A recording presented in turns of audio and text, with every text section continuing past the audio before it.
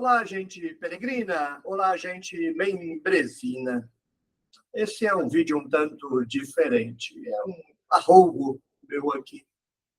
Mas eu quero começar dando uma satisfação à comunidade. Eu estou assentado nessa bela cadeira. É uma cadeira Sigma da Flexform. Não se preocupe, não estou fazendo propaganda, não estou vendendo nada. E o dia em que o canal fizer alguma propaganda, jamais será misturado ao conteúdo exposto no vídeo. Eu só quero contar que eu ganhei essa cadeira tem um pouco mais de um ano de meu filho.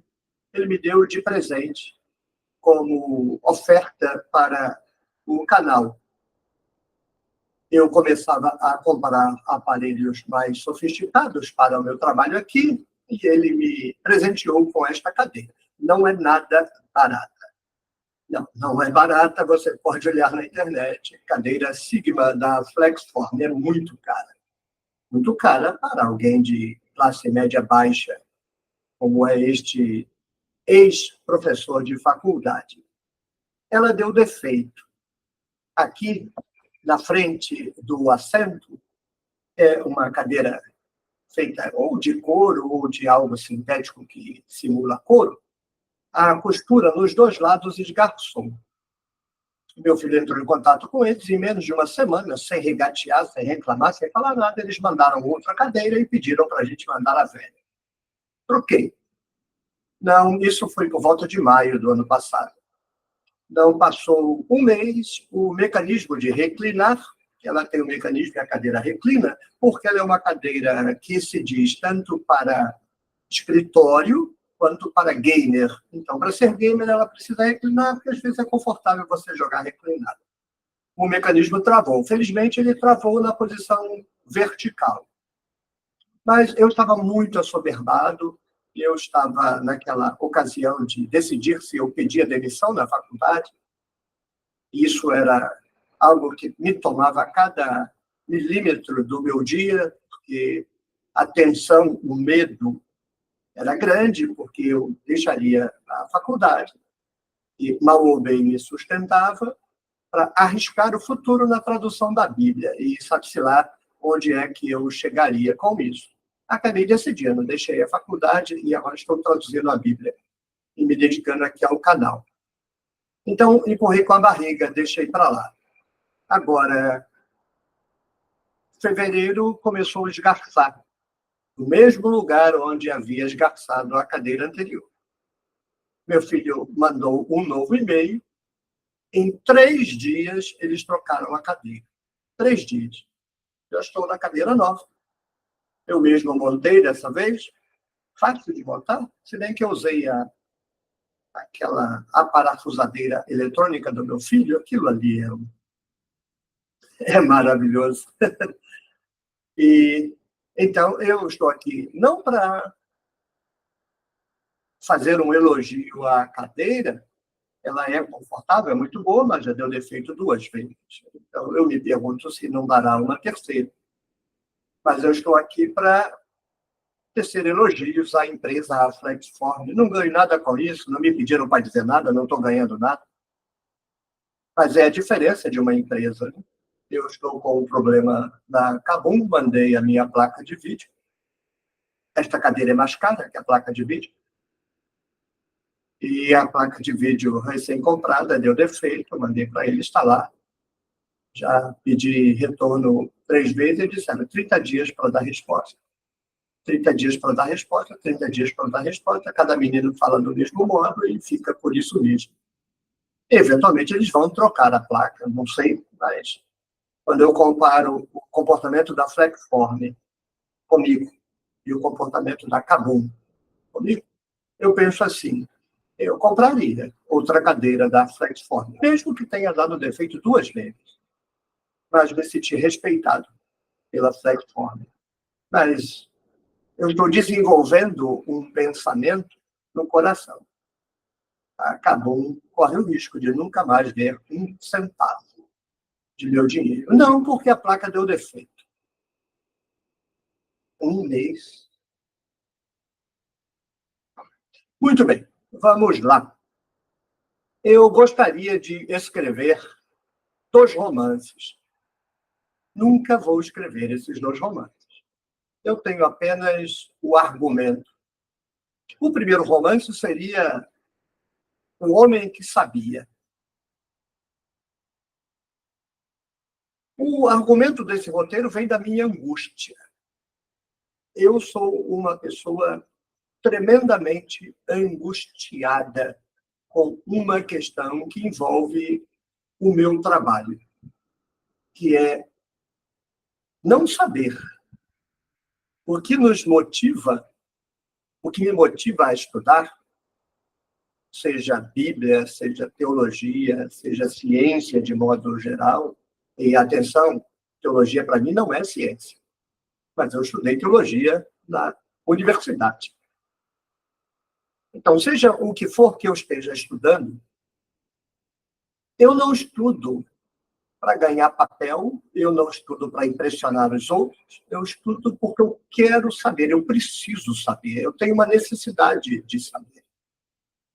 Mas o problema não é esse, a angústia não está aí. Isso é bastante primário. Esse impulso de querer saber é primário, é primata, no sentido biológico do termo. Somos mamíferos primatas. Somos curiosos, queremos saber. A angústia é chegar a um resultado, o final da pesquisa é um resultado, o final da busca é encontrar alguma coisa, o final do interrogatório é chegar a um depoimento, pesquisar é perquirir, perquirese, interrogar. Então, você interroga a realidade e recolhe dela, ela é muda, recolhe dela um depoimento. Como saber se isso está certo? Nas ciências duras, você faz 32.493,89 vezes o experimento e, por insistência e repetição, certo? Se alguém for chato o suficiente, poderá dizer, mas se a gente fizer 32 milhões de vezes, será? Então vai fazer 32 milhões de vezes, pé no saco. Mas, depois de uma certa quantidade estatística de experimentação, está provado, é isso mesmo. Mas no campo das ciências humanas não tem experimentação, não. Então, cada um diz o que for, publica livro, as universidades se concentram naquilo, faz um núcleo de estudo daquilo e vai repetir aquilo. Porque não tem como testar aquilo, não. E isso me angustia. Muito. Vocês não têm ideia da angústia que me acompanha na exegese. Cada vídeo de exegese que eu faço, eu experimento 2 gamas de sentimentos contraditórios. O desejo de compartilhar a minha descoberta, como uma criança que descobriu um besouro colorido e corre para mostrar para a mãe, para o pai, para os irmãos, para os amiguinhos. Olha o que eu encontrei. Um besouro colorido. Então, quando eu estou divulgando os vídeos aqui no canal, eu estou experimentando essa infantilização, essa criancização, de que falava o Manuel Garcia Morente no seu livro Fundamentos de Filosofia. O filósofo tem que ter admiração, e ele diz que a admiração é a capacidade de se infantilizar, e, ao mesmo tempo, rigor. Nunca esqueci isso. Minha primeira lição no curso de teologia foi em um livro de filosofia. Admire-se.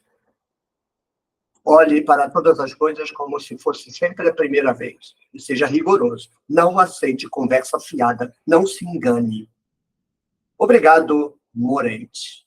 A melhor lição que eu aprendi em todos os meus anos de estudo. E eu acho que a minha jornada prova que eu aprendi essa lição. Mas você não sabe. Então, quando eu termino o vídeo, toda aquela adrenalina, aquilo se esvai numa depressão absoluta, porque eu me dou conta de que eu não sei se eu estou certo. Eventualmente, eu estou errado na minha avaliação. Não podem apostar a vida de vocês Eu sou honesto no processo de interpretação. Faço com o máximo de rigor possível. Mas eu aprendi que não tem como ter certeza se você está fazendo a coisa certa, porque você não tem o elemento de comparação. Você não tem o autor vivo para você perguntar a ele se você entendeu direito. E mesmo se ele estivesse vivo, ele podia mentir, como as testemunhas mentem no tribunal. De modo que essa angústia marca o necromante. Eu sou uma pessoa angustiada aqui. Por isso eu queria escrever um romance. O Homem que Sabia. Ele simplesmente sabia. Seria maravilhoso, não seria? Você saber e saber que sabe.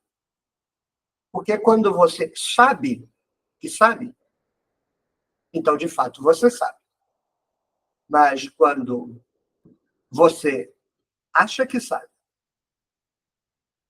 tem certas garantias teórico-metodológicas de que sabe. Mas não tem como saber definitivamente que sabe, eventualmente você não sabe.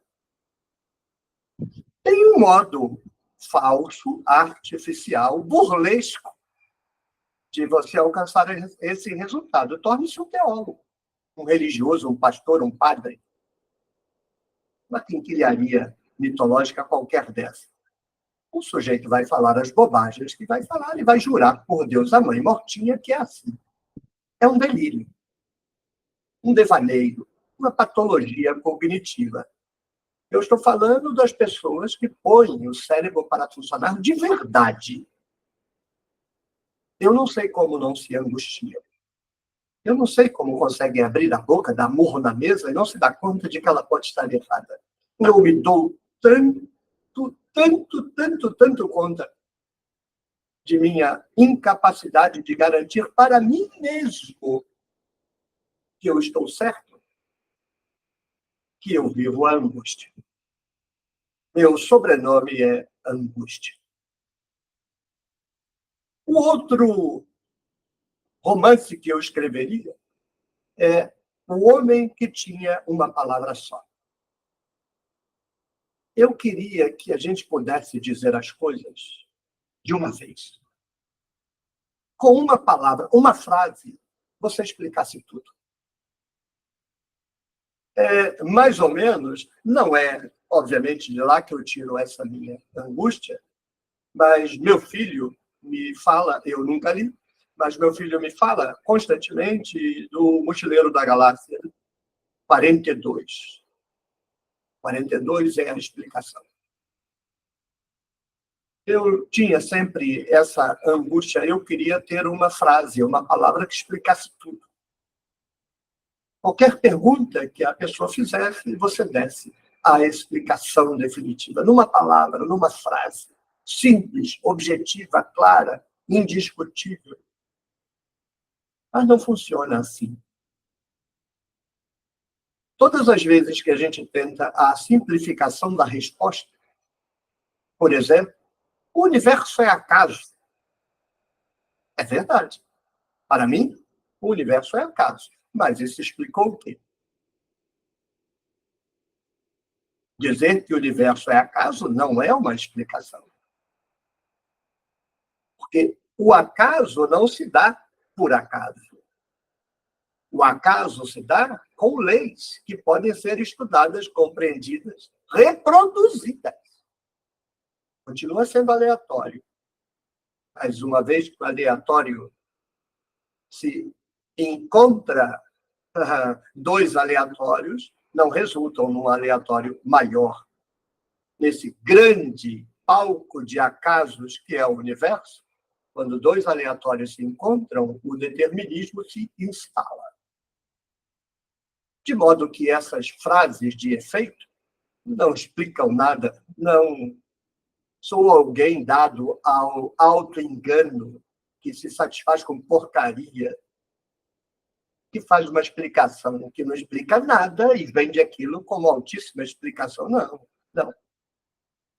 A gente diz e não consegue esgotar o que precisa ser dito sobre aquilo.